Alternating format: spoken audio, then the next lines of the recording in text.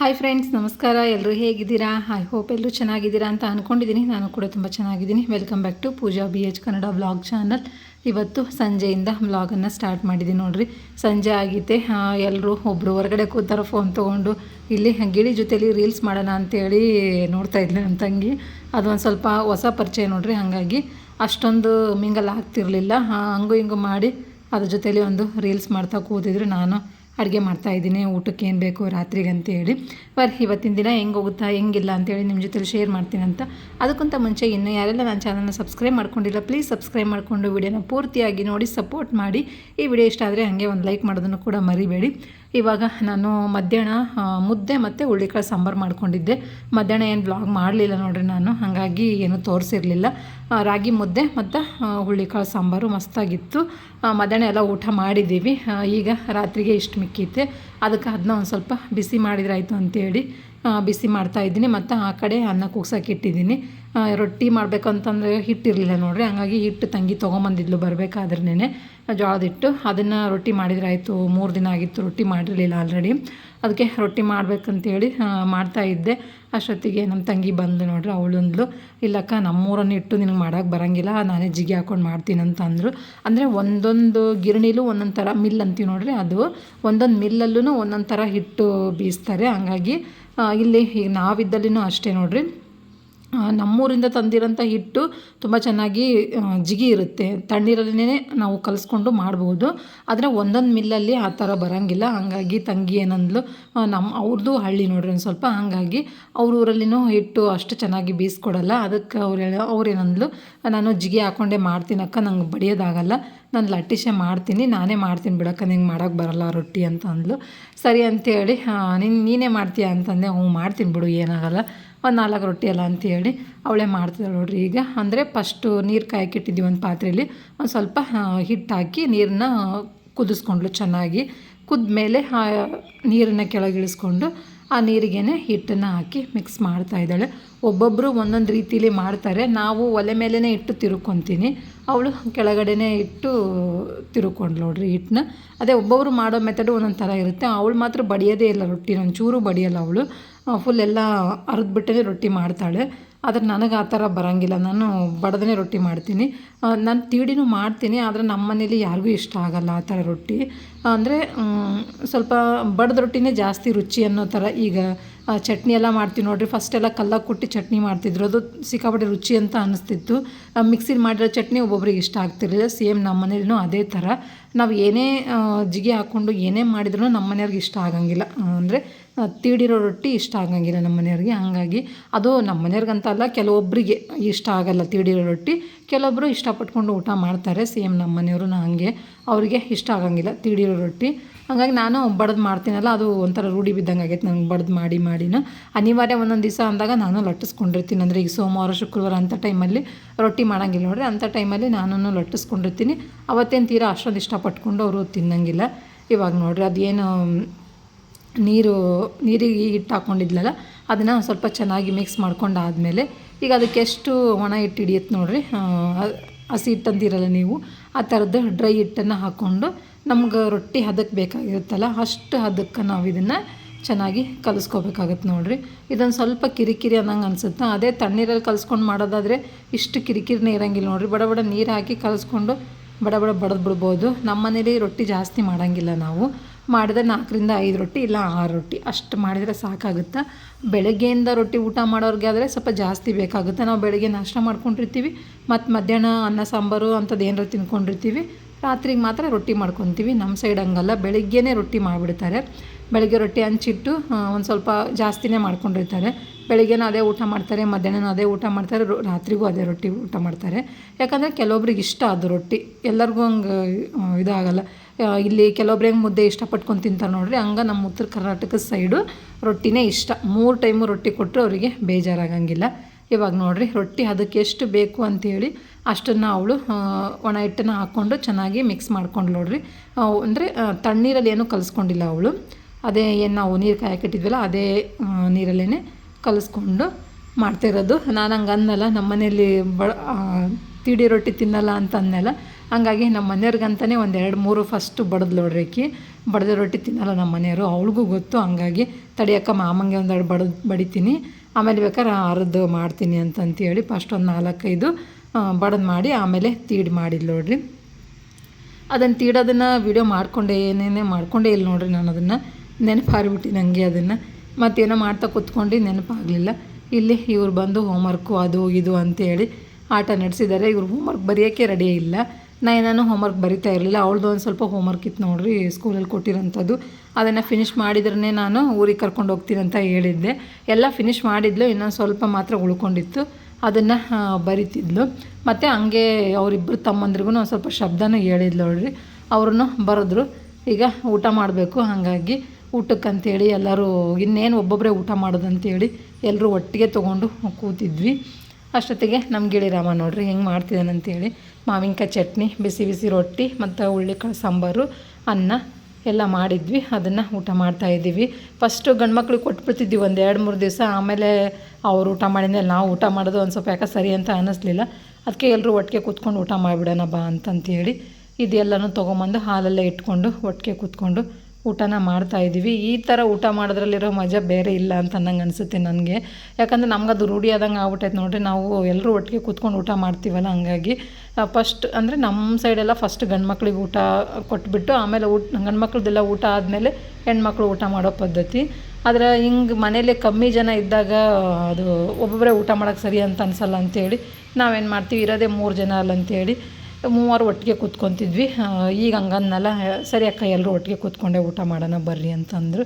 ಸರಿ ಅಂಥೇಳಿ ಇವಾಗ ನೋಡ್ರಿ ಎಲ್ಲರೂ ಒಟ್ಟಿಗೆ ಕೂತ್ಕೊಂಡು ಊಟನ ಮಾಡತ್ತೀವಿ. ಬರ್ರಿ ಊಟ ಮಾಡಮ್ಮಂತ ನೀವು ಎಲ್ಲರೂ. ಹುಳ್ಳಿಕಾಳು ಸಾಂಬಾರು ಮತ್ತು ಜೋಳದ ರೊಟ್ಟಿ, ಮಾವಿನಕಾಯಿ ಚಟ್ನಿ, ಹುಳ್ಳಿಕಾಳು ಸಾಂಬಾರು ಮತ್ತು ಅದನ್ನೇ ಹೇಳ್ತಾಯಿದ್ದೀನಿ ನಾನು ನೋಡಿರಿ. ಮಾವಿನಕಾಯಿ ಚಟ್ನಿ ಹಚ್ಕೊಂಡು ಊಟನ ಮಾಡೋದೀಗ.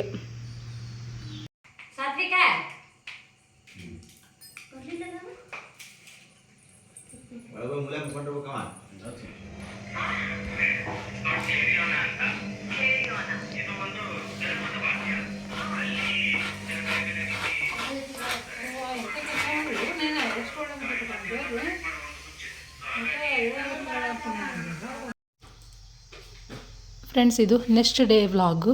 ನಿನ್ನೆ ವಿಡಿಯೋ ಕಮ್ಮಿ ಆಗಿತ್ತು, ಹಂಗಾಗಿ ನೆಕ್ಸ್ಟ್ ಡೇ ವ್ಲಾಗನ್ನ ಅದರ ಜೊತೆಲೇ ಸೇರಿಸಿದ್ದೀನಿ. ಜಾಸ್ತಿ ವಿಡಿಯೋ ಮಾಡೋಕ್ಕಾಗಿಲ್ಲ, ಸ್ವಲ್ಪನೇ ಕ್ಲಿಪ್ಪಿಂಗ್ನ ತೊಗೊಂಡಿದ್ದೆ, ಅದನ್ನು ನಿಮ್ಮ ಜೊತೆಲೂ ಶೇರ್ ಮಾಡ್ತಾಯಿದ್ದೀನಿ. ಇವಾಗ ನಾನು ಕಾಯಿ ಒಬ್ಬಿಟ್ಟು ಮಾಡಿದ್ರಾಯ್ತು ಅಂತೇಳಿ ಮಾಡ್ತಾಯಿದ್ದೀನಿ ನೋಡಿರಿ. ಕಾಯಿ ತುರಿತಾ ಇದ್ದೀನಿ.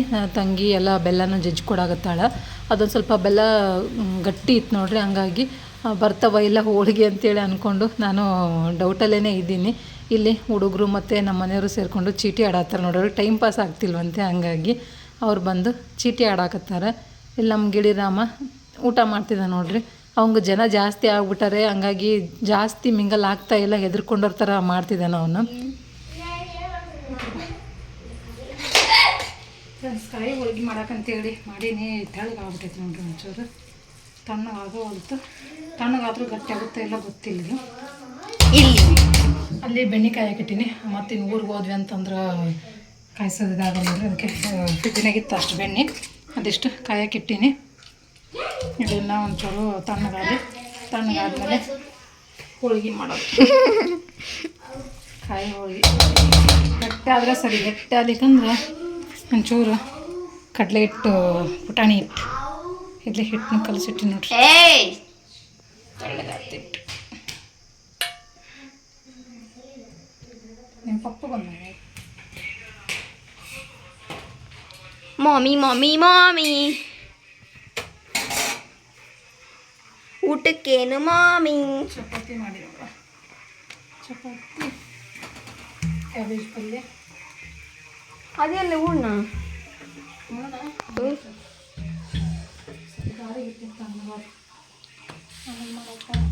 ಬರೀ ಚಪಾತಿ ಮಾಡಿದ. ಚಪಾತಿ, ಅನ್ನ, ಸಾರು. ಮತ್ತೆ ಹೂರ್ಣ ಏನು ಮಾಡ್ತಿದ್ದೀಯ? ಅದನ್ನ ಆಮೇಲೆ ಹೋಳಿಗೆ ಮಾಡೋದು. ಇದೈತಲ್ಲ, ಅದು ಹೂರ್ಣದ ಜೊತೆ ಹಿಟ್ಟು ಕಲ್ಸಿಟ್ಟು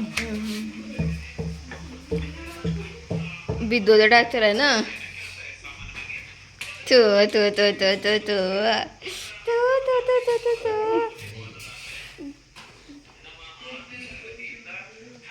ಪಾಪ ಪಾಪ ಪಾಪ ಏನು ಮಾಡತ್ತಾರ ಮಮ್ಮಿ? ಚಪಾತಿ ಊಟಕ್ಕೆ.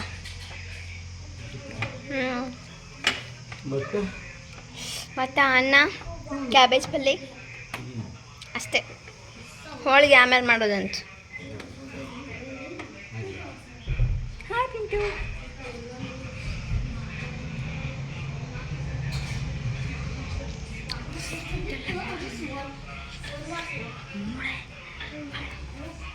ಜಲ್ದಿ ಮಾಡ್ಬೇ, ಜಲ್ದಿ ಮಾಡು.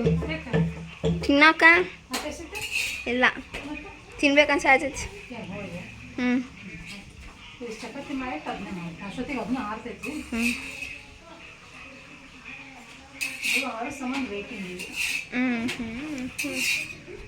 ಫ್ರೆಂಡ್ಸ್, ಇವಾಗ ಹೋಳಿಗೆ ರೆಡಿ ಆಗ್ತಿದ್ದವು. ಒಳಗಡೆ ಇಲ್ಲಿ ಹೊರಗಡೆ ಊಟ ಮಾಡ್ತಿದ್ದಾರೆ. ಕಾಯಿ ಹೋಳಿಗೆ ಅಷ್ಟು ಕರೆಕ್ಟಾಗಿ ಬರಲಿಲ್ಲ ನೋಡಿರಿ. ಅದು ಒಂದು ಸ್ವಲ್ಪ ನಾನು ಹೇಳಿದ್ನಲ್ಲ, ಬೆಲ್ಲ ಸ್ವಲ್ಪ ಗಟ್ಟಿ ಇತ್ತು. ಹಂಗಾಗಿ ನಾವೇನು ಮಾಡಿದ್ವಿ, ಒಂದು ಸ್ವಲ್ಪ ನೀರನ್ನು ಹಾಕಿ ಪಾಕ ಮಾಡಿಕೊಂಡು ಆಮೇಲೆ ಕಾಯಿ ತುರಿ ಹಾಕಿ ಹೂರಣನ ರೆಡಿ ಮಾಡಿಕೊಂಡೆ. ಆದ್ರೂ ಒಂದು ಸ್ವಲ್ಪ ಎಷ್ಟೇ ಬೇಯಿಸಿದ್ರೂ ಒಂದು ಸ್ವಲ್ಪ ತೆಳ್ಳಗೆ ಆಗೇ ಬಿಡ್ತು ಅದು ಹೂರಣ. ಹಂಗಾಗಿ ಅಷ್ಟು ಕರೆಕ್ಟಾಗಿ ಬರಲಿಲ್ಲ, ಪರವಾಗಿಲ್ಲ ಅನ್ನಂಗೆ ಬಂದು. ಮತ್ತು ಆಮೇಲೆ ನಾನು ಏನು ಮಾಡಿದೆ, ಒಂದು ಸ್ವಲ್ಪ ಕಡಲೆ ಹಿಟ್ಟು ಹಾಕ್ಕೊಂಡೆ ನೋಡಿರಿ. ಕಡಲೆ ಹಿಟ್ಟು ಅಂದರೆ ಪುಟಾಣಿ ಹಿಟ್ಟು. ಅಂದರೆ ಒಬ್ಬರು ಕಡಲೆ ಹಿಟ್ಟು ಅಂತಾರೆ, ಒಬ್ಬರು ಪುಟಾಣಿ ಹಿಟ್ಟು ಅಂತಾರೆ. ಹಂಗಾಗಿ ನಾನು ಎರಡೂ ಹೇಳಿದ್ದೀನಿ. ಅದನ್ನು ಒಂದು ಸ್ವಲ್ಪ ಮಿಕ್ಸಿ ಮಾಡಿ ಹಾಕ್ಕೊಂಡೆ ನೋಡಿರಿ. ಆವಾಗ ಒಂದು ಸ್ವಲ್ಪ ಪರವಾಗಿಲ್ಲ ನಂಗೆ ಅನ್ನಿಸ್ತು. ಹಂಗಾಗಿ ಮತ್ತೆ ಹೋಳಿಗೆ ಮಾಡಿಕೊಂಡೆ. ಅಂದರೆ ಮೆತ್ತಗೆ ಚೆನ್ನಾಗಿ ಬಂದಿದ್ದು, ಆದ್ರೆ ಏನಂತೀರ, ಸ್ವಲ್ಪ ಜಿಗಿಡ್ ಥರ ಅನ್ನೋ ಥರ ಅನ್ನಿಸ್ತಾ ಇತ್ತು ನನಗೆ. ನಾವು ಶೇಂಗಾ ಹೋಳಿಗೆ ಎಲ್ಲ ಮಾಡ್ತೀವಲ್ಲ, ಆ ರೀತಿ ಮಾಡ್ತಿದ್ದೆ ನಾನು ಕಾಯಿ ಒಬ್ಬಟ್ಟನ್ನ. ಇದಕ್ಕಿಂತ ಮುಂಚೆ ಒಂದು ಸತಿ ಮಾಡಿದ್ದೀನಿ, ತುಂಬ ಚೆನ್ನಾಗಿ ಬಂದಿತ್ತು ಅದು ಹೋಳಿಗೆ. ಒಂದು 4-5 ದಿವಸ ಇಟ್ಕೊಂಡು ತಿಂದಿದ್ವಿ ನಾವು. ಒಂಥರ ಗಟ್ಟಿ ರೊಟ್ಟಿ ಥರ ಫುಲ್ ತೆಳ್ಳಗೆ ಮಾಡಿದ್ದೆ ನಾನು. ಇದನ್ನು ಚಿರೋಟಿ ರವೆ ಎಲ್ಲ ಹಾಕಿ ಹಿಟ್ಟು ಕಲಸಿ ಮಾಡಿದ್ದೆ. ಇವತ್ತು ಚಿರೋಟಿ ರವೆ ಹಾಕಿದ್ದೆ, ಆದರೂ ಸ್ವಲ್ಪ ಮೈದಾ ಹಿಟ್ಟು ಜಾಸ್ತಿ ಆಗಿತ್ತು. ಹಾಗಾಗಿ ಸ್ವಲ್ಪ ಜಿಗಿ ಅನ್ನೋ ಥರ ಅನ್ನಿಸ್ತಾ ಇತ್ತು ನನಗೆ. ಹೆಂಗೋ ಮಾಡಿದ್ವಿ, ಒಟ್ಟಿನಲ್ಲಿ ಚೆನ್ನಾಗಿ ಬಂತು. ತೀರಾ ಏನು ಉಣ್ದಂಗೆ ಏನು ಆಗಿರಲಿಲ್ಲ. ಊಟ ಮಾಡ್ಬೋದು ಆರಾಮಾಗಿ, ಬಿಸಿವು. ಆ ಥರ ಹೋಳಿಗೆ ಮಾಡಿಕೊಡ್ತಾಯಿದ್ದೆ. ತಂಗಿ ಎಲ್ಲರಿಗೂ ಊಟಕ್ಕೆ ಹಚ್ಚಿ ಕೊಡ್ತಾಯಿದ್ದು ನೋಡಿರಿ. ಕಾಯಿ ಒಬ್ಬಿಟ್ಟು ಮತ್ತು ತುಪ್ಪ ಹಾಕ್ಕೊಂಡು ಊಟ ಮಾಡ್ತಿದ್ರು. ಹೊರಗಡೆ ನೀವು ನೋಡಿರ್ಬೋದು. ಇಷ್ಟು ಹೋಳಿಗೆ ಮಾಡಿದ್ದೀನಿ. ಇನ್ನೊಂದು ಸ್ವಲ್ಪ ಮಾಡ್ಕೋಬೇಕು. ಊರಿಗೆ ಹೋಗಬೇಕು ಇವತ್ತು ನಾವು. ಹಾಗಾಗಿ ಊರಿಗೆ ತೊಗೊಂಡು ಹೋದ್ರೆ ಆಯಿತು ಅಂತೇಳಿ ನಾನು ಅಂದ್ಕೊಂಡು ಮಾಡಿದೆ. ಆದರೆ ಅವು ಪರವಾಗಿಲ್ಲ, ಚೆನ್ನಾಗಿ ಬಂದು. ಆದ್ರೂ ಒಂದು ಸ್ವಲ್ಪ ಜಾಸ್ತಿ ದಿನ ಇಟ್ಟು ತಿನ್ನೋಕ್ಕಾಗಲ್ಲ ಅಂತ ಅನ್ನಿಸ್ತು ನನಗೇನು. ಒಂದು 2-3 ದಿನ ಓಕೆ, ಹಂಗೆ ಮಾಡಿಕೊಂಡೆ ನಾನು. ಇವಾಗ ಹೋಳಿಗೆ ಎಲ್ಲ ಮಾಡಿ ಮುಗೀತು ನೋಡಿರಿ. ಅದನ್ನು ಮುಗಿಸಿಟ್ಟು ಬ್ಯಾಗ್ ಪ್ಯಾಕಿಂಗ್ ಮಾಡ್ತಾಯಿದ್ದೀನಿ. ನಾನು ತಂಗಿಯರ ಜೊತೆಯಲ್ಲಿ ಊರಿಗೆ ಹೋಗ್ತಿದ್ದೀನಿ. ರಜಕ್ಕೆ ಹೋಗಿರಲಿಲ್ವಲ್ಲ, ಹಾಗಾಗಿ ಅವರು ಬರ್ತೀನಂತ ಹೇಳಿದರು. ಹಾಗಾಗಿ ನಾನು ರಜಕ್ಕೆ ಹೋಗಿರಲಿಲ್ಲ ನೋಡಿರಿ. ಇಷ್ಟು ದಿನ ವೆಯ್ಟ್ ಮಾಡಿದ್ವಿ. ಇಲ್ಲಿಕಂದ್ರೆ ನಮ್ಮ ಮನೆಯವ್ರು ಹೋಗಿ ಬಿಟ್ಟು ಬರ್ತೀನಂತ ಹೇಳಿದರು. ನಾನು ಹೆಂಗೂ ಬರ್ತಾರಲ್ಲ, ಅವ್ರು ಬಂದರು ಅಂತಂದ್ರೆ ಅವ್ರ ಜೊತೆಲೇ ಹೋದ್ರಾಯ್ತು. ಅವರು 4-5 ದಿವಸ ಇಲ್ಲಿರ್ತಾರೆ. ಇದ್ದಾದಮೇಲೆ ಎಲ್ಲರೂ ಸೇರಿ ಒಟ್ಟಿಗೆ ಹೋದ್ರಾಯ್ತು ಅಂತಲೇ ಅಂದ್ಕೊಂಡಿದ್ದೆ. ಹಾಗಾಗಿ ಅವರು ಬಂದರು. ಅಂದರೆ ಫಸ್ಟು ಬರೋದು ಕ್ಯಾನ್ಸಲ್ ಮಾಡ್ಕೊಂಡಿದ್ರು. ಆಮೇಲೆ ಮತ್ತೆ ಇಲ್ಲ ಬರ್ತೀನಿ ಅಂಥೇಳಿ ಬಂದರು. ಅವರು 4-5 ದಿವಸ ಇದ್ದರು ನೋಡಿರಿ. ನಾನೇನು ಜಾಸ್ತಿ ವೀಡಿಯೋ ಮಾಡ್ಕೊಳಕ್ಕಾಗಿಲ್ಲ. ಇದರಲ್ಲೇ ಸ್ವಲ್ಪ ಮಾಡ್ಕೊಂಡಿದ್ದೆ. ಅದು ವೀಡಿಯೋನೂ ಅದೇನೋ ಸ್ವಲ್ಪ ಪ್ರಾಬ್ಲಮ್ ಆಗಿ ಕೆಲವೊಂದಿಷ್ಟು ವೀಡಿಯೋಗಳು ಡಿಲೀಟ್ ಆಗಿಬಿಟ್ಟು ನೋಡಿರಿ. ಹಾಗಾಗಿ ಜಾಸ್ತಿ ವೀಡಿಯೋ ಕ್ಲಿಪ್ಪಿಂಗ್ನ ತೊಗೊಳಕ್ಕಾಗಲಿಲ್ಲ. ಹೋಯ್ತು ನೋಡಿರಿ ಅವೆಲ್ಲನೂ. ಈಗ ನಾನು ನನ್ನ ಮಗಳು ಇಬ್ಬರೇ ಹೋಗ್ತಾ ಇರೋದು. ನಮ್ಮ ತಂಗಿ ಯಜಮಾನ್ರು, ತಂಗಿ ಮಕ್ಕಳು, ನಾನು, ನನ್ನ ಮಗಳು, ಇಷ್ಟು ಜನ ಹೋಗ್ತಾ ಇದ್ದೀವಿ. ಟ್ರೈನಿಗೆ ಹೋಗ್ತಾ ಇದ್ವಿ. ಅವ್ರು ಹೆಂಗೆ ಬಂದರು ನೋಡಿರಿ ಟ್ರೈನಿಗೆ, ಅದೇ ರೀತಿಲೇ ಅದೇ ಟ್ರೈನಿಗೆ ಮತ್ತೆ ರಿಟರ್ನ್ ಹೋಗ್ತಿರೋದು. ನಾಳೆ ಬೆಳಗ್ಗೆ ಬೇಗನೆ ಹೋಗಬೇಕು. ಹಂಗಾಗಿ ಎಲ್ಲನೂ ಪ್ಯಾಕ್ ಮಾಡಿಟ್ರಾಯ್ತು ಅಂತೇಳಿ ಪ್ಯಾಕ್ ಮಾಡ್ತಾಯಿದ್ದೀನಿ. ಉಡೋ ಬಟ್ಟೆ ಬೇರೆ ಇಟ್ಕೊಂಡಿದ್ದೀನಿ. ಮತ್ತು ಬಟ್ಟೆನೂ ಜಾಸ್ತಿ ತೊಗೊಂಡಿಲ್ಲ ನಾನು. ಈಗೇನು ಮದುವೆನೂ ಇಲ್ಲ, ಹಬ್ಬಗಳೂ ಏನೂ ಇಲ್ಲ ನೋಡಿರಿ. ಹಾಗಾಗಿ ಸುಮ್ಮನೆ ರಜಕ್ಕಂತ ಹೋಗ್ತಿರೋದು ಅಷ್ಟಾಗಿ. ಹಾಗಾಗಿ ಮತ್ತು ಜಾಸ್ತಿ ಬಟ್ಟೆ, ಅದು ಟ್ರೈನಿಗೆ ಬೇರೆ ಹೋಗ್ತಾ ಇದ್ದೀವಿ. ಮತ್ತು ಜಾಸ್ತಿ ಬಟ್ಟೆ ತೊಗೊಂಡು ಹೋದ್ವಿ ಅಂತಂದರೆ ಟ್ರೈನಲ್ಲಿ ಗೊತ್ತಿರುತ್ತೆ ನಿಮಗೆ ಹೆಂಗಂತೇಳಿ, ಬ್ಯಾಗ್ ಹೊತ್ಕೊಂಡು ತಿರುಗಾಡೋಕ್ಕಾಗಲ್ಲ ಅಂಥೇಳಿ ನಾನು ಒಂದೇ ಒಂದು ಬ್ಯಾಗ್ನ ಮಾಡ್ಕೊಂಡಿದ್ದೀನಿ. ನಮ್ಮ ಮನೆಯವ್ರು ನಾಳೆ ಇನ್ನೊಂದು ಸ್ವಲ್ಪ ದಿವಸ ಬಿಟ್ಟು, ಅಂದರೆ ಅಲ್ಲಿ ಹೋದ್ಮೇಲೆ ಗೊತ್ತಾಗುತ್ತೆ ಹೆಂಗೆ ಏನು ಅಂತೇಳಿ. ನಾನೊಂದು 10-15 ದಿವಸ ಇರೋಣ ಅಂತ ಅಂದ್ಕೊಂಡಿದ್ದೀನಿ. ನೋಡೋಣ ಅಲ್ಲಿ ಹೋದ್ಮೇಲೆ ಹೆಂಗಾಗುತ್ತೋ ಏನು ಅಂತ ಗೊತ್ತಿಲ್ಲ. ಆವಾಗ ಬಂದು ಕರ್ಕೊಂಡು ಹೋಗ್ತೀನಿ ಅಂತ ಹೇಳಿದ್ದಾರೆ. ಈ ಸದ್ಯಕ್ಕೆ ಮಾತ್ರ ನಾನು ನಮ್ಮ ತಂಗಿ ಯಜಮಾನ್ರು, ತಂಗಿ ಮಕ್ಕಳ ಜೊತೆಯಲ್ಲಿ ಅವ್ರ ಊರಿಗೇ ಹೋಗ್ತಾ ಇದ್ದೀನಿ. ಅಲ್ಲಿಂದ ನಾನು ಅಮ್ಮನೂರಿಗೆ ಹೋದ್ರಾಯ್ತು ಅಂತೇಳಿ ಅಂದ್ಕೊಂಡು ಈ ಸದ್ಯಕ್ಕೆ ಅವ್ರ ಊರಿಗೆ ಹೋಗ್ತಾ ಇರೋದು. ಇವಾಗ ನೋಡಿರಿ ಮತ್ತೆಲ್ಲ ಬ್ಯಾಗೆಲ್ಲ ಪ್ಯಾಕ್ ಮಾಡಿ, ಸಂಜೆ ಕಸ ಗುಡಿಸಿ, ಕೈಕಾಲು ಮುಖ ತೊಳ್ಕೊಂಡು, ದೇವ್ರ ಮುಂದೆ ದೀಪ ಹಚ್ಚಿ ಎಲ್ಲ ಕೆಲಸನೂ ಮುಗಿಸ್ಕೊಂಡು ನೈಟ್ ಊಟ ನೋಡಿರಿ. ಮಧ್ಯಾಹ್ನನೇ ಚಪಾತಿ ಮಾಡಿದ್ನಲ್ಲ, ಕಾಯಿ ಹೋಳ್ಗೆ ಮಾಡ್ಕೊಂಡಿದ್ದೆ, ಮತ್ತು ಕ್ಯಾಬೇಜ್ ಪಲ್ಯ ಮಾಡ್ಕೊಂಡಿದ್ದೆ, ರೈಸು ಎಲ್ಲ ಇತ್ತು ನೋಡಿರಿ. ಹಾಗಾಗಿ ಏನೂ ಮಾಡೋಕ್ಕೆ ಹೋಗಲಿಲ್ಲ. ಅದೇ ಅಡುಗೆಗೇ ಬಿಟ್ಟಿದ್ದೆ ನಾನು. ಅದನ್ನೇ ಊಟ ಮಾಡ್ತಿದ್ದಾರೆ ಈಗ. ಚಪಾತಿ, ಕ್ಯಾಬೇಜ್ ಪಲ್ಯ ಮತ್ತು ಒಬ್ಬಿಟ್ಟು, ಕಾಯಿ ಒಬ್ಬಿಟ್ಟು, ಅನ್ನ ಸಾಂಬಾರು, ಅದನ್ನು ಊಟ ಮಾಡ್ತಿದ್ದಾರೆ ನೋಡಿರಿ. ಎಲ್ಲರೂ ಒಟ್ಟಿಗೆ ಕೂತ್ಕೊಂಡು ಊಟನ ಮಾಡ್ತಾಯಿದ್ದೀವಿ. ಅವನಿಗೆ ಇವನು ಸಣ್ಣವನು ನೋಡ್ರಿ, ಪ್ರತೀಕ್ ಅಂತೇಳಿ ನಮ್ಮ ತಂಗಿ ಮಗ. ಅವನಿಗೆ ಒಂದು ಸ್ವಲ್ಪ ಸೆಡು ಬಂದೈತಿ ಸದ್ದ. ಯಾಕಪ್ಪ ಅಂತಂದ್ರೆ ನಯನ ಮತ್ತು ಪ್ರತೀಕ ಇಬ್ಬರು ಕೂಡಿ ಕಿತ್ತಾಡ್ಕೊಂಡಾರ. ಹಂಗಾಗಿ ನಂಗೆ ಊಟ ಬೇಡ ಅಂತೇಳಿ ಬಿಟ್ಟು ಮಲ್ಕೊಂಡಿದ್ದ. ನಮ್ಮ ಮನೆಯವರು ಫೋರ್ಸ್ ಮಾಡಿ ಕರೆದ್ರು. ನೀ ಕರೆದಲ್ಲ ಅನ್ನೋ ಸಿಟ್ಟಿಗೆ ಅವನು ಆ ಥರ ಇದು ಮಾಡ್ತಿದ್ದಾನೆ. ಉಣ್ಣು ಅಂತ ನಂಗೆ ಟಾರ್ಚರ್ ಕೊಡ್ತೀಯ ನೀನು ಅಂಥೇಳಿ ಬಡ ಬಂದವನೇ ಚಪಾತಿ ತೊಗೊಂಡು ಊಟನ ಮಾಡ್ತಿದ್ದಾನೆ. ಅವನಿಗೆ ಸ್ವಲ್ಪ ಸಿಟ್ಟು ಜಾಸ್ತಿ, ಮುಂಗೋಪಿ ಜಾಸ್ತಿ ಅವನು. ಹಾಗಾಗಿ ಅವನು ಹೇಳಿದ್ದೇ ಆಗಬೇಕು. ಏನಾರು ಆಗಲಿಲ್ಲ ಅಂತಂದರೆ ಅವನು ಸಿಟ್ಟು ಮಾಡ್ಕೊಳ್ಳೋದು ಜಾಸ್ತಿ ಒಂಚೂರು. ಅವ್ನು ಹೇಳಿದ್ದು ಮಾಡಲಿಲ್ಲ ಅಂತಂದರೆ ಬೇಕಿದ್ರೆ ಅವ್ನ ಕೈಯಲ್ಲಿ ಏನಿರುತ್ತೆ ಅದು ತೊಗೊಂಡು ಎಸೆಯಲ್ಲ ಅವನು. ಆ ಥರ ಮುಂಗೋಪಿ ಅವನೊಂಚೂರು. ಅವನು ಯಾವಾಗಲೂ ಹಂಗೆ ಇದ್ದಾನೆ, ಈಗಲೂ ಹಂಗೆ. ಸಿಟ್ಟು ಜಾಸ್ತಿ ಅವನಿಗೊಂಚೂರು. ಏನೋ ಬಟರ್ಫ್ಲೈ ಮಾಡಿದ್ಲಂತೆ, ಅದನ್ನು ಕೊಡ್ದಿರೋಕ್ಕೆ ಅವ್ರ ಜೊತೆಲಿ ಬೇಜಾರು ಮಾಡಿಕೊಂಡು ಮಲ್ಕೊಂಡಿದ್ದ ಅವನು. ಊಟ ಬೇಡ ಅಂತೇಳಿ ಅವ್ರ ಮಮ್ಮಿಗೆ ಹೋಗ್ಲಿ ಬಿಡು, ಬೇಡ ಅಂದರೆ ಸುಮ್ಮ ಮಲ್ಕೋ ಅಂತೇಳಿ ಬಿಟ್ಟಿದ್ರು. ಆಮೇಲೆ ನಮ್ಮ ಮನೆಯವರೆಲ್ಲ ರಾತ್ರಿ ಟೈಮು ಹಂಗೆ ಮಲ್ಕೋಬಾರ್ದು ಅಂತೇಳಿ ಫೋರ್ಸ್ ಮಾಡಿ ಬಾ ಊಟ ಮಾಡ್ಬಾ ಅಂತ ಕರೆದ್ರಲ್ಲ, ಆ ಕರೆದ್ರನ್ನ ಸಿಟ್ಟಿಗೆ ಆ ಥರ ಮಾಡ್ತಾಯಿದ್ದೆ. ನಾವು ಒಂದೇ ಒಂದು ಚಪಾತಿ ಊಟ ಮಾಡೋದು ಅಂತಂದ, ಸರಿ ಊಟ ಮಾಡಪ್ಪ ಅಂತೇಳಿ ಸಿಟ್ಟಲ್ಲಿ ಹಾಕ್ಕೊಂಡು ಊಟನ ಮಾಡತ್ತ ನೋಡ್ರಿ ಅವನು ಈಗ.